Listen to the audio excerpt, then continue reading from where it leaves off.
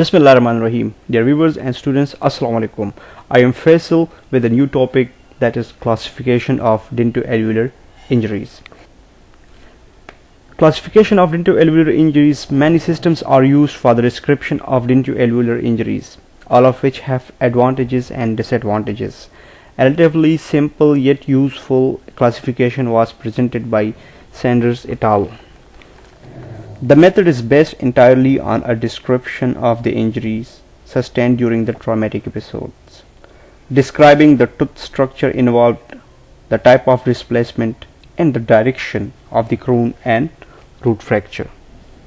As far as the classification is concerned, सबसे पहले इसमें आता है crown, graze or cracks. So cracks are incomplete fracture of the enamel without a loss of tooth structure. अगर आप इसी cracks में देख ले और क्रोन क्राइज में देख ले तो उसमें सिर्फ इनकम्प्लीट फ्रैक्चर होता है, बट कोई part of the tooth loss नहीं होता और कोई structure of the tooth loss नहीं होता. तो ऐसी कंडीशन को हम टूथ क्रैक्स और टूथ क्रेज कहेंगे. फिर आता है हॉरिजॉन्टल और vertical crown fracture. So horizontal और वर्टिकल क्रोन फ्रैक्चर में 2-3 पॉइंट्स हैं. या तो वो सिंपली कंफाइंड होगा to the enamel, sometimes dentine भी इन्वॉल्व हो सकते हैं, समटाइम्स पल्प भी इन्वॉल्व हो सकते हैं, and it can be in horizontal और वर्टिकल डायरेक्शन. किसी बोथ डायरेक्शन में हो सकती है, वर्टिकल डायरेक्शन में भी हो सकती है एंड हॉरिजॉन्टल डायरेक्शन में भी हो सकती है. ओब्लिक डायरेक्शन में भी हो सकता है. ओब्लिक डायरेक्शन में किस तरह होगा? अगर ओब्लिक डायरेक्शन में होगा तो उसमें mostly mesio incisal angle and disto incisal angle involve हो सकते हैं, और डिपेंड करता है फोर्स पे कि फोर्स और प्रेशर कहाँ से एग्जर्ट होता है. So this is the diagram which shows a coronal fracture that involves enamel and dentine. इस डायग्राम में देख सकते हैं कि enamel and dentine completely half इसमें लॉस हो चुका है. फिर है crown root fracture. So crown root fracture में मोस्टली पल्प इन्वॉल्व नहीं होता, no pulp involvement, but sometimes pulp भी इन्वॉल्व हो सकता है. अब आप 2 डायग्राम्स है आपके सामने. ए डायग्राम में there is no pulp involvement, but in B diagram it shows pulp involve, कि पल्प यहाँ पर इन्वॉल्व हो गया है. तो डिपेंड करता है फ्रैक्चर पे कि फ्रैक्चर की एक्सटेंशन कहाँ तक हो गई है. तो depends on the situation. So there are 2 diagrams. And first diagram, the tooth after extraction showing the fracture extending apically, crown root fracture. आप देख सकते हैं इसमें कि क्राउन रूट फ्रैक्चर है, एक्सटेंड हो गया एपिकली रूट तक.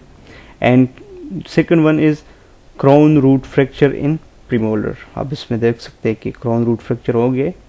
अब ऐसी कंडीशन में अगर ये बिल्कुल एग्जैक्टली सेम मैनर में कोरोनली गया हो तो उसमें डेफिनेटली पल्प इन्वॉल्व होगा. सो ये डिपेंड करता है एक्सटेंट ऑफ द फ्रैक्चर पे. Horizontal root fracture. Horizontal root fracture में एपिकल तर्ड भी इन्वॉल्व हो सकता है, कि स्पेसिफिकली रूट की बात हो रही है. एपिकल तर्ड भी इन्वॉल्व हो सकता है, मिडल तर्ड भी इन्वॉल्व हो सकता है, सर्वाइकल तर्ड भी इन्वॉल्व हो सकते हैं, and can be horizontal and can be in vertical direction, किसी भी डायरेक्शन में हो सकते हैं. सो जो 3 एरियाज है, apical third, middle third and cervical third, ये एरियाज इन्वॉल्व हो सकते हैं. Horizontal and vertical both direction में भी हो सकता है. Sensitivity concussion. Injury to the tooth supporting structure resulting in sensitivity to touch or percussion but without mobility or displacement of the tooth. अगर कोई सपोर्टिंग स्ट्रक्चर्स को अगर कोई इंजरी हो तो ऐसी कंडीशन में टूथ में कोई मोबिलिटी नहीं होगी, बट टूथ में सेंसिटिविटी होगी. टूथ में सेंसिटिविटी होगी. नेक्स्ट वन है mobility. Mobility also called subluxation और looseness. Injury to tooth supporting structure resulting in the tooth mobility but without tooth displacement. अब देखिए इसमें टूथ मोबिलिटी हो गई होगी बट टूथ डिस्प्लेसमेंट नहीं. डिस्प्लेसमेंट मीन्स कि उस जगह से दूसरी जगह तक एक चीज को मुंतकिल करना. This is called displacement. ये are 2 words, 2 separate words, mobility and displacement. Mobility means अगर कोई टूथ सपोर्टिंग स्ट्रक्चर को अगर कोई भी इंजरी हो तो उसमें मोबिलिटी के चांसेस है, बट डिस्प्लेसमेंट के चांसेस नहीं है. ठीक है. Tooth displacement. टूथ डिस्प्लेसमेंट में फिर मल्टीपल चीज़ें हैं यहाँ पर सामने. इंट्रूजन है. इंट्रूजन क्या चीज़ है? Displacement of tooth into its socket, usually associated with compression fracture of socket. Means के टूथ डिस्प्लेस्ड हो गई है इनटू द सॉकेट, सॉकेट के अंदर और भी। और ऐसी सिचुएशन में सॉकेट को क्योंकि सॉकेट पे प्रेशर आ रहा है तो सॉकेट में फ्रैक्चर के चांसेस होते हैं और डेफिनेटली इस इंट्रूजन में सॉकेट इफेक्ट हो जाता है। Extrusion, partially displacement of tooth out of its socket, possibly no contaminant fracture of alveolar bone। Extrusion में partially displaced हो गए tooth out of socket, socket से बिल्कुल partially वो आउट हो गया, जिसका एक्सट्रूजन। अगर वो कंप्लीट आउट हो जाता है, कंप्लीटली रिमूव हो जाते हैं फ्रॉम द सॉकेट, तो फिर ऐसी कंडीशन को हम एवर्जन कहते हैं और एवर्स टूथ कहते हैं। लेबियल डिस्प्लेसमेंट, लेबियल डिस्प्लेसमेंट जब भी होगी तो डेफिनेटली एल्वुलर वॉल फ्रैक्चर के चांसेस होते हैं इसमें।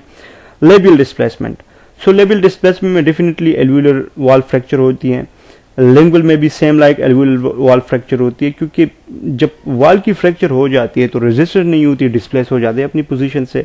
लेटरल डिस्प्लेसमेंट में displacement of tooth in mesial और distal direction usually into a missing tooth space, alveolar wall fracture probable.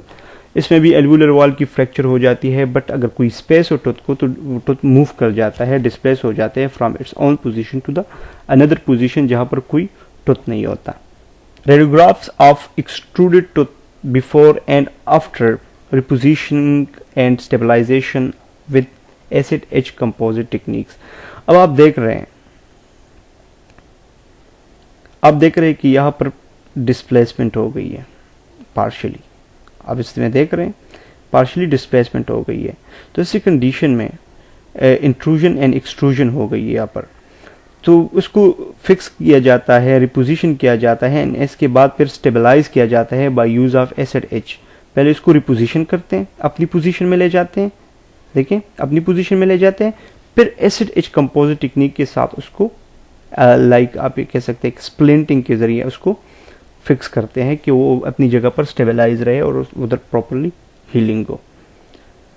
Avulsion, avulsion means complete displacement of tooth from its socket.